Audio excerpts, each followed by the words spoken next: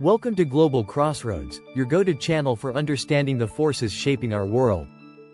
Today, we're taking a look back at the first 6 months of 2025, a period marked by several pivotal geopolitical developments and persistent, impactful conflicts, including a significant escalation between India and Pakistan. We'll stick to the facts, presenting only what has demonstrably occurred. Kicking off 2025, January saw significant shifts on the international stage, alongside the continuation and evolution of several critical conflicts. On January 1st, Poland assumed the rotating presidency of the Council of the European Union, taking over from Hungary. This presidency is operating under the slogan, Security, Europe, and is heavily influenced by the ongoing situation in neighboring Ukraine.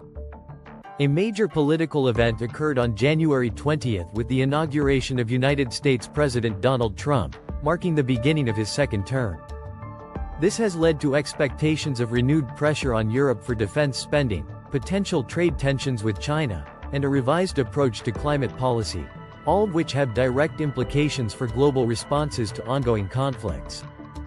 From January 20th to 24th, the World Economic Forum convened in Davos, Switzerland. The 55th annual meeting focused on collaboration for the intelligent age, with discussions centered on building stronger economies amidst geo-economic and technological shifts, including artificial intelligence and clean technologies. Critically, conflict ranked as the greatest danger facing the world in the 2025 Global Risks Report, a key topic of discussion at Davos, where experts highlighted the unpredictability and interconnectedness of various global conflicts. Regarding active conflicts, early 2025 saw a temporary ceasefire in the Israel-Hamas conflict beginning on January 19, leading to a hostages and prisoners exchange and a brief pause in fighting in Gaza. This offered some hope for de-escalation, but as we will see, this proved short-lived. Economically, Q1 2025 saw a broad rollback of ESG-related policies by the U.S. government, including withdrawal from the Paris Agreement and suspension of clean energy incentives. Conversely, in Hong Kong, climate-related disclosure requirements for listed issuers took effect in January. The global economy as a whole has seen weakening prospects, with the OECD projecting global growth slowing to 2.9% in 2025, partly due to trade barriers and geopolitical uncertainties stemming from ongoing conflicts. Moving into February and March, international dialogues and ongoing conflicts remain central, with significant escalations and humanitarian impacts. From February 14th to 16th, the 61st Munich Security Conference took place. Key topics addressed included Europe's role in security and defense, new visions of the global order, and the security implications of climate change. The conference also welcomed recommendations from its Middle East Consultation Group, reflecting the pervasive impact of regional conflicts. February 2025 also marked the 3-year anniversary of Russia's invasion of Ukraine, with 2025 being described as a critical year for Ukraine, particularly given the change in U.S. presidential administration. While a 30-day ceasefire was initially agreed upon between Russia and Ukraine on March 18, Russia launched an attack on Ukraine mere hours later, hitting civilian infrastructure, demonstrating the persistent and volatile nature of the conflict. This ongoing war has continued to disrupt global energy markets, although oil prices have generally remained below their 2024 average. In the Middle East, on March 18, Israel resumed airstrikes in Gaza, resulting in civilian casualties and signaling further escalation after the January ceasefire. Israeli Prime Minister Benjamin Netanyahu stated, "From now on, Israel will act against Hamas with increasing intensity.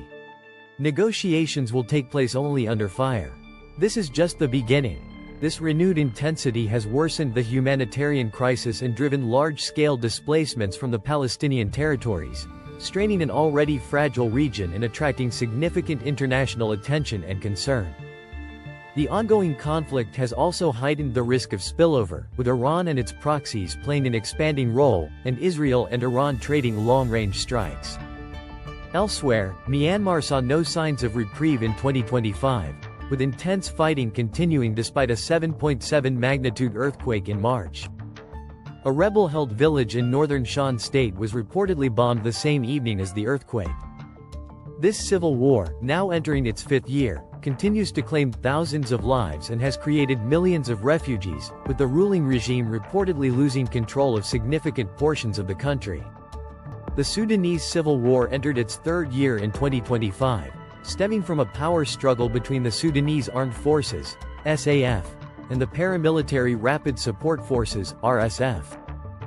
Fighting has engulfed wider tracts of the country, and the war risks roiling Sudan's neighbors. The UN has described staggering rates of sexual violence against women and girls. In March, the 69th Commission on the Status of Women was held in New York from March 10 to 21 Stone, marking 30 years since the Beijing Declaration and pushing for renewed commitments to women's rights and gender equality, particularly urgent in light of global conflicts impacting women and girls. The UN Development Cooperation Forum also took place in New York from March 12 to 13. Throughout Q1 2025, there was an increase in sanctioned vessels, primarily tankers, with 88% of newly sanctioned vessels being tankers, reflecting efforts to enforce international sanctions related to conflicts. 3 new GPS jamming hubs were detected in Sudan, Djibouti, and a region from the Black Sea to the Gulf of Guinea, indicating the expanding electronic warfare dimension of modern conflicts. March 2025 also saw a sharp disruption across major U.S. trade lanes, with significant declines in port calls, particularly for tanker and container routes, attributed to evolving tariff enforcement and the general instability caused by geopolitical tensions. The second quarter continued to see significant political and economic activity, heavily influenced by the persistence and, in some cases, escalation of conflicts. Trade disruptions intensified in Q2 2025 as the United States moved forward with additional tariffs on its main trading partners, leading to retaliatory measures from countries including China, the European Union, Canada, and Mexico.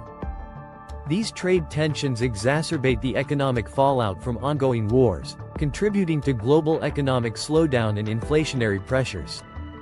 In May, Albania held parliamentary elections on May 11, allowing voting abroad for the first time.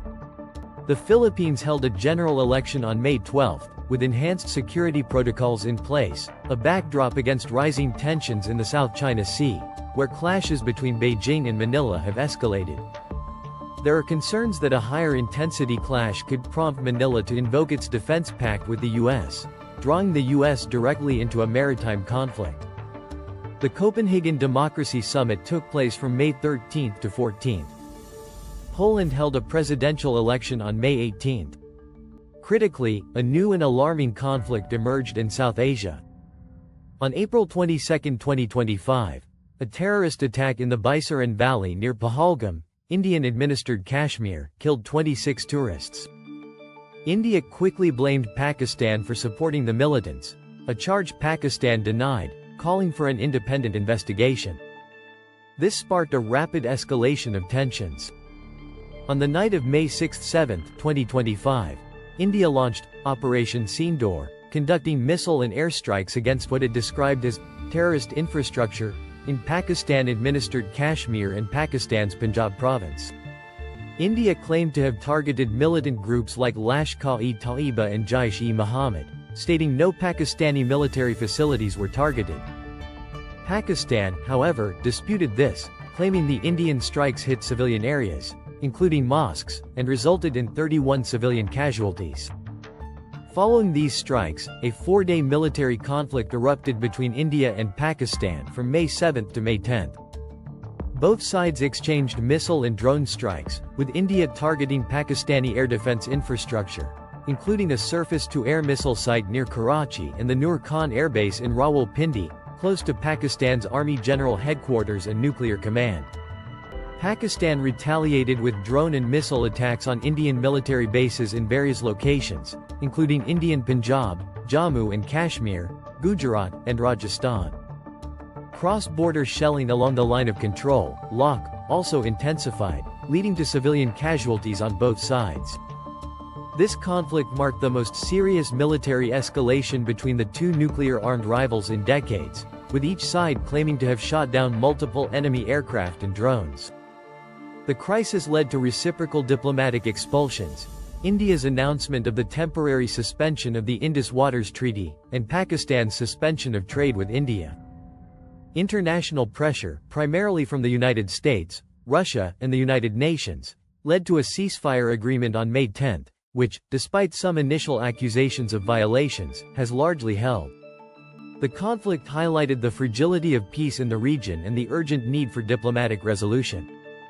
From May 30 to June 1, the IISS Shangri-La Dialogue gathered defense and security communities in Singapore to discuss Indo-Pacific security challenges, with particular focus on the growing tensions in the region and the implications of the Korean Peninsula's rising tensions. North Korea has adopted a more confrontational foreign policy and signed a mutual defense pact with Russia, reportedly sending 10,000 North Korean soldiers to fight in Ukraine. This has increased the likelihood of skirmishes along their borders and regional flight disruptions. In June, Canada hosted the 51st G7 summit from June 15 to 17, focusing on moving toward more inclusive economies, combating climate change, and regulating emerging technologies. The global impact of conflicts, including the recent India-Pakistan crisis and its potential economic ramifications, particularly on food and energy security, was a key underlying theme. The Netherlands hosted the 2025 NATO summit in The Hague from June 24 to 26. This summit aimed to lay out plans for adapting and strengthening the alliance for a rapidly changing security environment and was particularly significant given the ongoing situation in Ukraine and the implications of the new U.S. administration. A new significant development in the Middle East occurred in mid-June 2025, when Israel launched a major military campaign targeting Iranian nuclear facilities, air defense, surface-to-surface missile sites, and senior military and scientific personnel. Over the weekend of June 21–22, the conflict escalated significantly as the United States directly intervened, striking 3 nuclear sites inside Iran. This raised concerns about Iranian retaliation and the broader consequences of U.S. involvement, particularly regarding the Strait of Hormuz, a critical oil shipping channel, which Iran has threatened to cut off. While oil prices surged immediately following the initial Israeli attack, they settled at a slightly elevated level, as investors weighed the likelihood of sustained disruption to global oil supplies. The targeting of Iran's oil infrastructure could significantly impact the Chinese economy, given that 90% of Iranian oil exports are sold to China. June also included the commemoration of the 75th anniversary of the Korean War's outbreak on the 25th. The first half of 2025 has clearly set a course for a year of complex international relations, marked by shifting alliances, economic realignments, and critically, the persistence and escalation of several major conflicts, including the new and highly concerning crisis between India and Pakistan. These wars are not only devastating locally but are also driving significant global economic and geopolitical shifts, impacting trade, energy markets, and international humanitarian efforts. We will continue to monitor these developments closely. Thank you for watching Global Crossroads. Don't forget to like, share, and subscribe for more insights into the world of geopolitics.